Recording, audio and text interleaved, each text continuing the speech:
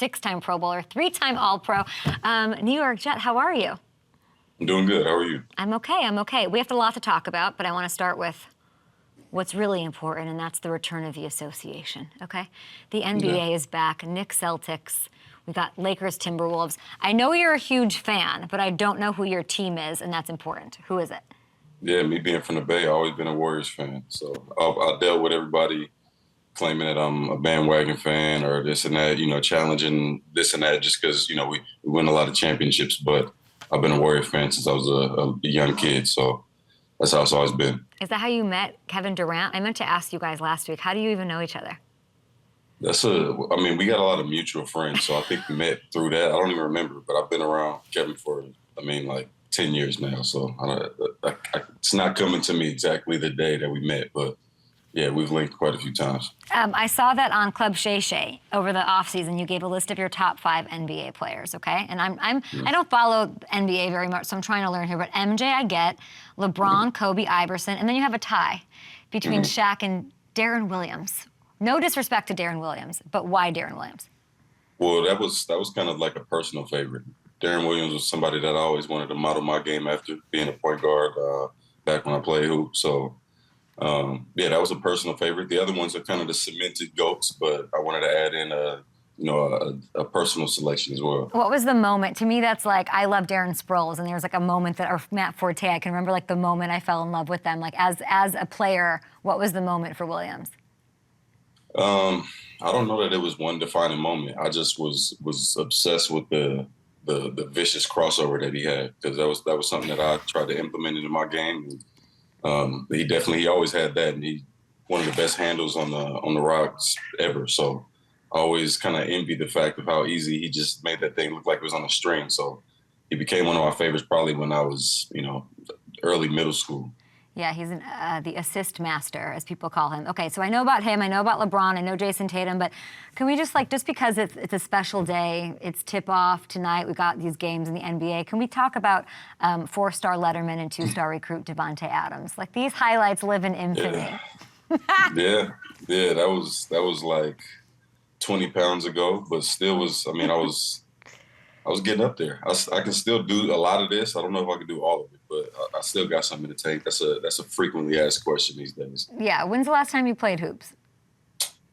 It's been a minute, a couple of years since I really got on the hoop court and went and got a real run in. But I always get shots up. I got my own hoop at the house in Vegas, so I'm always getting shots up still. Got it. And we got to. Are you bringing that wide receiver wall over to the East Coast? Nah. We're gonna get I'll get the spot nice and homey, but we'll leave the jerseys in Vegas. Love that. Speaking of wide receivers and jerseys, I don't know if you have Mike Evans one, but I thought we could talk about him for a minute. Last night they have this game. He's, of course, hurt. We're sending him love. He's got an MRI today. But he made history. 5th receiver ever to record 100-plus receiving touchdowns in their first 11 seasons. This is a shout-out to 2014, same draft class. What is it that sets him apart? Consistency. Mike's his work ethic, obviously, going 11 straight years, which I'm sure he's on his way to doing, of 1,000 yards is, that's unspeakable. It's unheard of. So obviously he's putting the work in, and, it shows he's had multiple quarterbacks over the course of his career and play for the same team, which is something that's also, admirable. So I've always been a big fan of Mike. He's showing the right way to do it, which is to sustain greatness over a long period of time. And, I'm pulling up on 100 as well. So I was trying to beat him to it, but much love to Mike for that. You're sitting at 96, I believe. You are 4 away. How does that feel? Yeah. What do you think about that? Yeah, it's elite company to be able to do something like that. You think about all the receivers that have played this game, and just to see that short list of guys that have been able to do that, something I'm looking forward to doing. So, we got to get in that end zone real soon. Mike Evans had a loss. He's banged up a little bit, but it sort of wrapped up week 7. You're on to week 8. But I would love to just have you describe the experience on Sunday night where you're stepping out of this tunnel. There's like this visual that all the fans got of the back of your jersey. You go out there. You just faced the Steelers a couple weeks ago on a different team. Like, what was this like? Yeah, it was real cool in the moment. Looking back on it, it's kind of anticlimactic. We went out there and got beat on Sunday Night Football. Obviously, that's not how we draw it up, or we drew it up. But it was one. It's a really cool video, so I love the video. But it sucks that I can't repost it now because we took the L. So we got to rally and come back. But it was a good night either way. Just to get my feet wet again, get back out there with Aaron, and the great story obviously is the movie type ending is we go out there Sunday Night Football legacy game, and I have 180 yards, 2 touchdowns. Aaron lights it up, but it's still football. It doesn't always work out that way. It's our first game back in a really long time, so we trying to do our thing and keep working so that we can give ourselves a chance down the stretch. So obviously, it's a lot of fans out there and just people that got a lot to say right now, which is fine. I mean, that's what happens. You go back with your quarterback, and they're gonna hold that to a high standard, which I understand that. But yeah, we got time to work on it, so we're gonna keep working and come out better next week. Yeah, I mean, it's all been a lot. You have the Patriots, who, by the way, you have some success against, 3-1. Cannot wait to see that game, divisional game. I know you're going to embrace it, and I know you're working super hard to get there. But when I was watching this game, the offense did have great moments. I was in the first half, I was like, let's go. Let's effing go. Breece Hall, rushing touchdown, 54-yard catch and run. Aaron to Conklin. You head into the half 15-3. What are the positives that you take from a game like this? What worked? Yeah, I mean, there's a lot of positives. I just think that it was the small things. Breece is obviously an electric player to be able to take a check down and get upfield like that. Almost 60 yards. That's takes a special talent to do stuff like that. So you look across our whole offensive roster, we got a lot of talent in there. Like I said, I'm trying to get back into my thing and get rolling, and we're gonna get there. So it's something that we are working hard at and determined to do. And like I said, when you look at our roster, it should make everybody feel really good knowing that we try to put all the pieces together so we can, go and do what we got to do. You and Aaron seemed to have it going in the first half. I know that you talked about not rust, but it's going to take a minute. But 3 receptions for 30 yards. What was it like catching those first passes from Aaron again? Well, I wish I would have caught the first one. I know. That would have started us off on a little bit better note and maybe, boosted the team, or, who knows. But it was still good, great feeling. The first catch I had, it was kind of like, all right, now let's get rolling. And just couldn't really find a rhythm. But, they got a good defense, and they got, they batted a lot of balls down and took away some opportunities that we could have turned into some big plays. So we just got to do a better job, maybe, just converting on the opportunities that we have and attacking downfield and just, doing everything that got us to be the duo that we are. It was all going on, and then what happened? And then, Aaron saying it was flat. Like, what would you point to as what happened? When did the momentum change? What happened?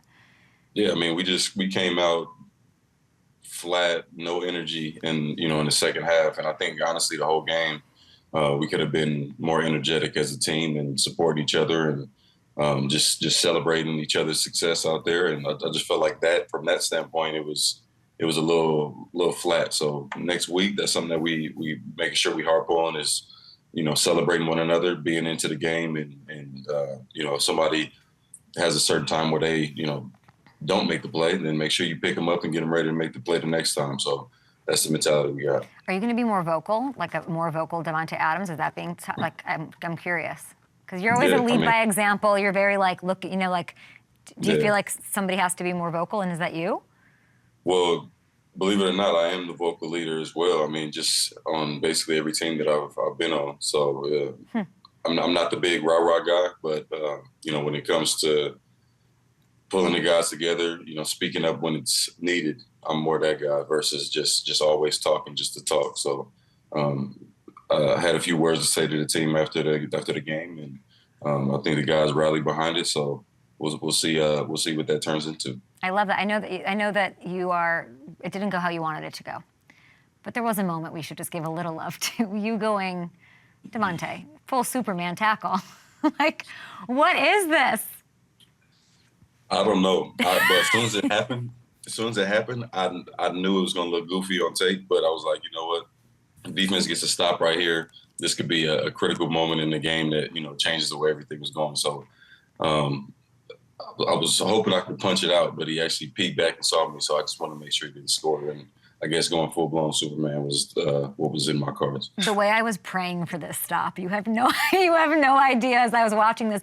Does preventing the touchdown, does preventing the pick six for Aaron sort of cover your rent for the month? Like, how does that factor in? Yeah, well, I'm already out of there. I'm in the hotel right now, which is around the corner from the facility. About to go get some work done in a little bit, but okay. Yeah, hopefully I'll get rewarded next week with 20 targets. We'll see what happens. A week was enough to just want to not live with Aaron, huh? No, I don't just want to crowd demand space. I'll be back over there. But the crowd demand space, the 10 bathrooms, the skyline view, come on.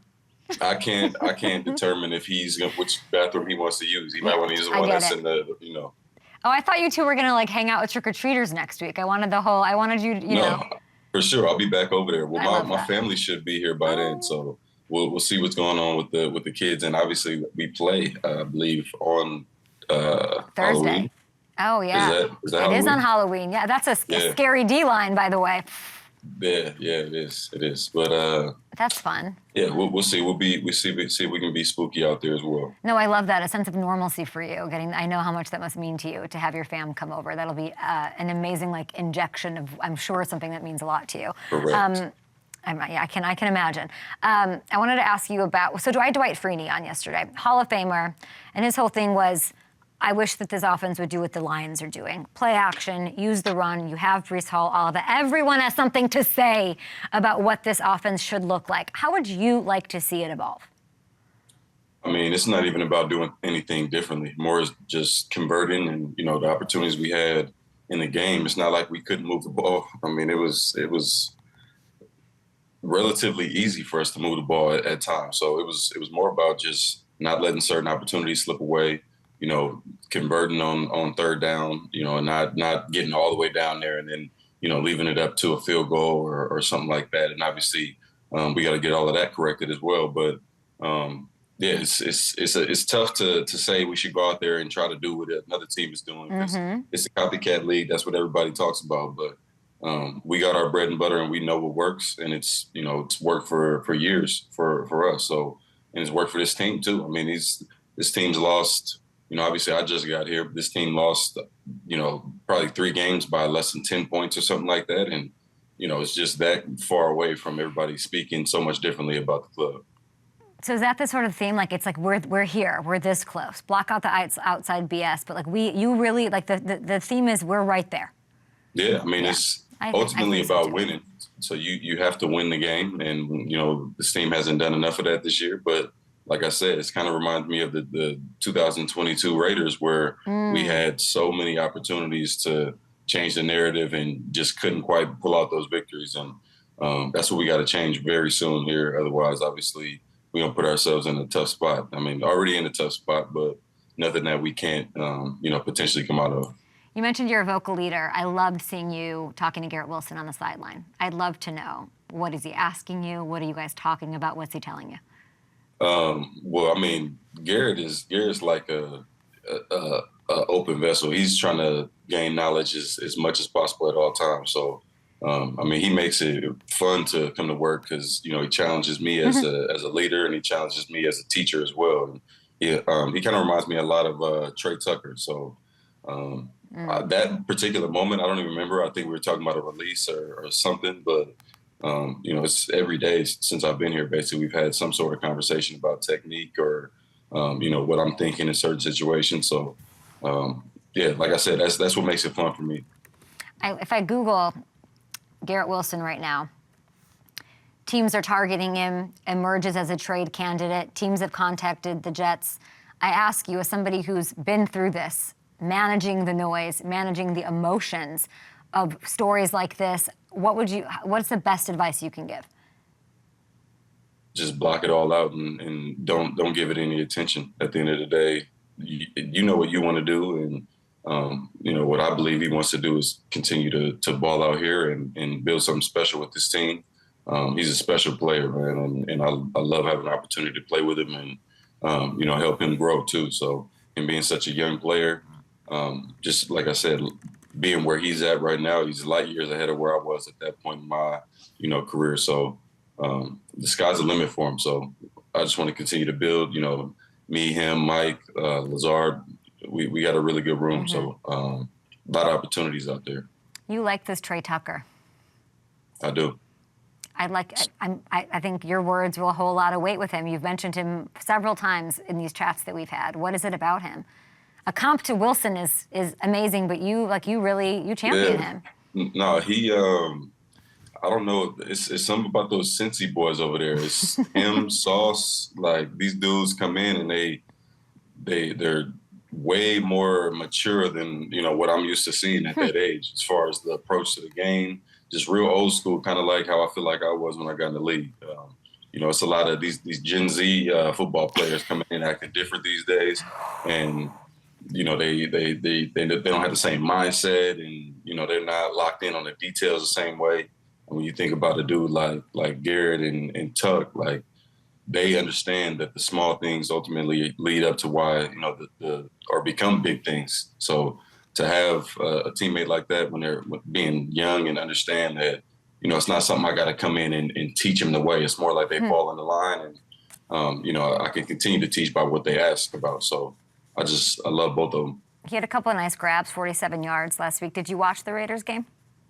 I watched a little bit of it, but I had to actually get to the stadium, like, I think maybe like 20 minutes after the game started. So got to check it out a little bit and peep the scores, just because obviously I'm checking up on my boys, and you know, I'm wishing the best for them regardless. What do you think of the 8? I mean, you were a champion at Aiden O'Connell, 4 to 6 weeks, fractured thumb.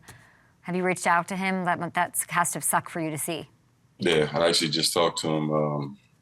We just spoke. So praying for him and hoping that you know, he'll be able to bounce back. And he's a young dude. Well, he's not that young. He's actually pretty old for how young he is in the league. But he's a young talent that, you know, he's going to continue to grow. And I just want to see his game continue to evolve, because he's got some things that are tough to find as far as his accuracy and his approach. And regardless, I mean, whether it was Gardner or it was him that was in there, you know, starting, just the approach that it was the same guys, you know, that same starter that was in there. That's not always easy to do. So proud of him. I have 2 more to ask you. Well, first of all, now that you got traded, everybody's getting traded. We're hearing Garrett. I mean, Maxx is getting traded. Are you hearing all of this? I saw it. I don't really know what's going on with that. I highly doubt that Maxx would be traded out of there. But it's been a lot of talk going on. I don't know what to make of it. I don't know either. I also want to ask you, before you go, about Jair Alexander, just because I just don't know what to do with him, right? Like, I know you played with him, and I like when a wide receiver and a corner get after it, but they get into it before the game, he and Diggs. Jair grabs the face mask, they're barking at each other. Why is he so irritating? That is one way to put it. Man, I don't know. He's literally one of my favorite people in the world, because Jair is 100% himself since his first year in the league. I mean, you can see, I still remember back to when we played the Rams in the Coliseum, and this man, that's when he really, the true menace was born. And when I was watching that man out there just antagonizing people and just not caring, like, it wasn't like the swag of a rookie. And he's carried that on, and now he's got people copying his little seatbelt thing, and it's all over the place now. So he's kind of revolutionized it, and he's definitely top 3 in the game. So as long as you can back it up, you can do all that irritated stuff. I guess is what you want. Yeah. Is he? You got Christian Gonzalez this weekend, huh? Yeah. What do you think about that? I mean, we'll see what it's like. I don't know. We'll see if he's a menace. We'll see what he looks like. We'll see. Enjoy this weekend. You're going to Foxborough, beautiful Foxborough. 3-1 against the Pats, like I said. Let's effing go. Thank you so much, Davante, for joining us. And go Warriors. Let's get it. Let's get it. Thanks, all right, we'll talk to you next Tuesday. I think you guys should give out Baja Blasts at Halloween at Casa de Aaron. I just spilled my water everywhere, per usual. Oh, excuse me, Ball Hawk University's very own Brian Branch. Ooh.